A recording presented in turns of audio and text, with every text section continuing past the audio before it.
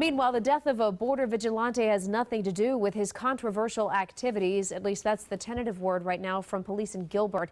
They say militia organizer and former neo-Nazi J.T. Reddy killed 4 people, then himself, in a burst of domestic violence. One of those killed a little girl between the ages of 1 and 2.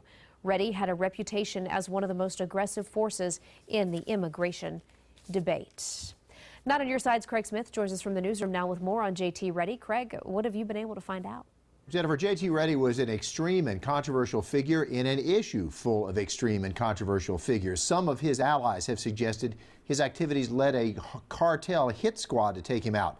But Gilbert police say everything points to a domestic dispute that led him to turn to part of his extensive collection of guns.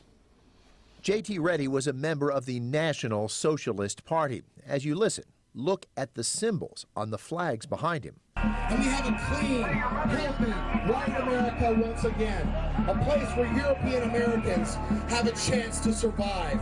We are armed, we are free, and if you want our nation, you must take it from us. Later, Reddy officially broke with the National Socialist and formed his own armed border militia, known as the U.S. Border Guard, or Reddy's Rangers.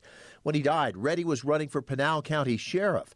That campaign's Facebook suggested Reddy's death was not murder-suicide, but a hit by the cartels.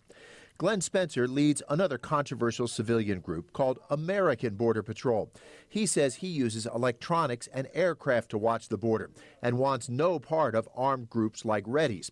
We interviewed him by Skype. When we were talking on the phone a little bit earlier, you mentioned that in an earlier case quite a few years ago, you heard about Mr. Reddy and his reputation and said, I don't want him on my ranch. Is that correct? That's correct. In fact, they reminded me here, someone said, Glenn, you told us years ago, this has been 5 years ago, you didn't want that guy anywhere close to this property.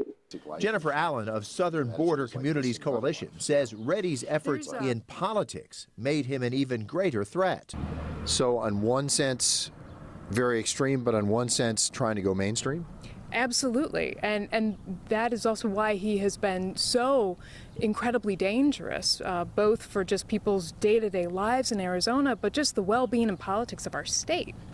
Now, in an example of that political connection, 5 years ago, Reddy was connected to former State Senator Russell Pierce, who went on to write Arizona's controversial immigration law, SB 1070.